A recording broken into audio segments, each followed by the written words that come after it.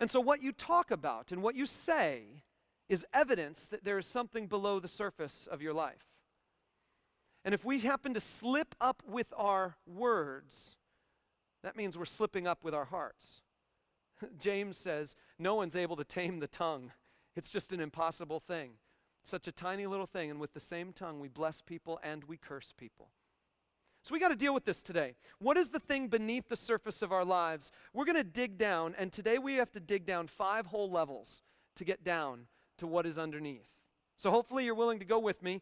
This should be a pretty good adventure, but we're going to dig down. We're going to use that command that God gives us. Command number 3 about not taking his name in vain, about not misusing his name. We're going to use that command as a tool to help us dig down the levels until we get down to the bottom and find out what is going on underneath the surface of our lives that causes these things to bubble up out of our mouths. So let's go ahead and just start right up with level number 1.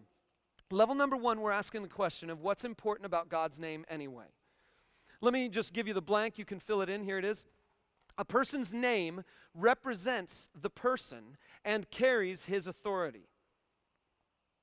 While you're writing that down, I'll tell you the story of one of the coolest situations my family ever was in. When I was a kid, my dad was the pastor of a church in town, and there was a man who was part of that church who owned a restaurant. The restaurant was called the Lotta Burger. I just love that. And a lot of burger. That's what it was. A Lotta Burger.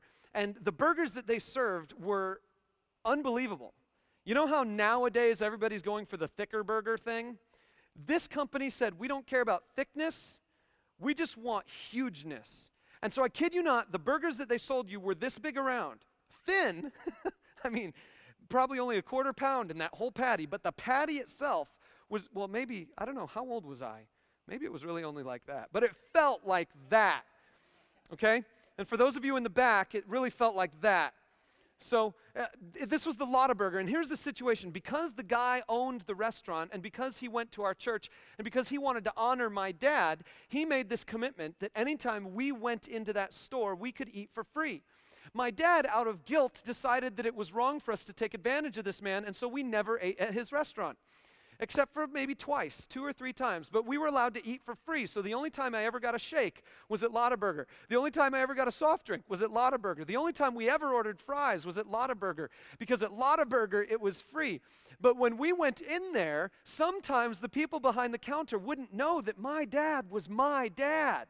And so we would have to emphasize it somehow. And we would have to say, by the way, John Tasker told us that we could get this burger for free, or that we could eat for free. I'm Pastor Mark, and John Tasker gave us this arrangement. Sometimes that kind of thing would happen. Now, what would it have been like if we just walked into Lotta Burger and said, I'll have that, and by the way, I'm supposed to eat for free?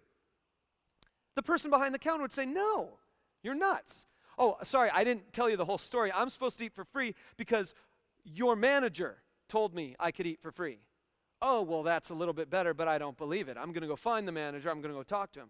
Or I could say, by the way, I'm supposed to eat for free because the owner told me I could eat for free. Well, the owner, that's a name that carries more power than manager. And so that name sounds a little bit better, but maybe they'd want to call him on the phone. But if I say John Tasker, now all of a sudden I have mentioned his name. Now all of a sudden people know that I know him because the owner's name isn't published on the wall. So maybe there's a better reasoning there. Or let's just take it all the way. What if I walked up there and I said, I need a Lotta Burger for free because Barack Obama is in the car out front and he wants to eat. And so could you give it to me for free? Well, that's a name that carries even more power, even more weight than John Tasker ever could. And so here's the situation. When I drop a person's name, what I am doing is I am associating my current situation with everything that that name represents. I'm associating my current situation, my needs, my reality with that person's character and that person's authority. So the name carries with it a person's character and their authority. Let me show you a couple verses here. In Deuteronomy 10:8, God says this. At that time, the Lord set apart the tribe of Levi to carry the ark of the covenant of the Lord, to stand before the Lord, to minister, and to pronounce blessings in his name as they still do today. So God is deputizing this group of people called the Levites from the tribe of Levi. And so it's their job to act in his name. So they pronounce blessings in his name. That means that they act on God's behalf based on his character and under his authority. Follow me? Character and authority are these two things.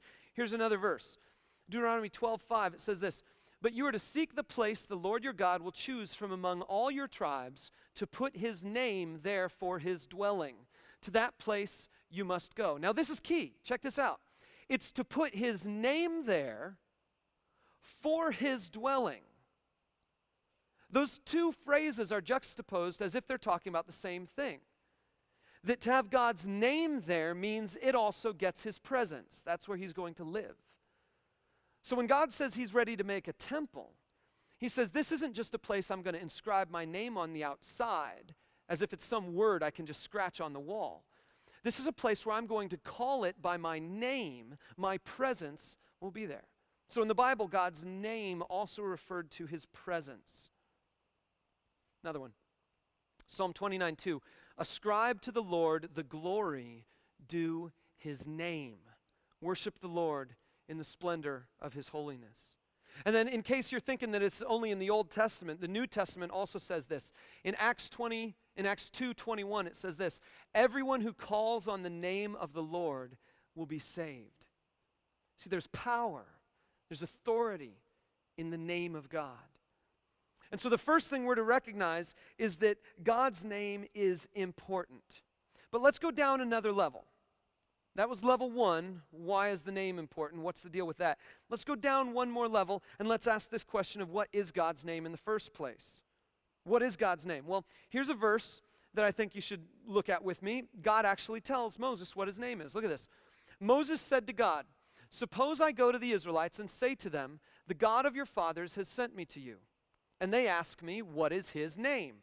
Then what shall I tell them?" That's a good question, because in Egypt there are all kinds of gods. There's Osiris, there's Ra, there's a ton of others that are slipping my mind right now. But so Moses says, "Which one are you? What's your name? Are you a new one or are you one of these other ones?" So God says, "Okay, I'll tell you." God said to Moses, "I just am who I am. I am who I am." But this is what you're to say to the Israelites. "I am has sent me to you." Well, grammatically that's weird. And so if Moses walked up to the Israelites and said, "I am sent me to you," they would be like, "Who are you and what?" And so God then actually converts "I am," the Hebrew word, into a nearby Hebrew word. He creates a brand new Hebrew word and shifts from "I am" into this other word that sounds a lot like "I am." It's kind of like the "I am" phrase in Hebrew is hayah, and so then God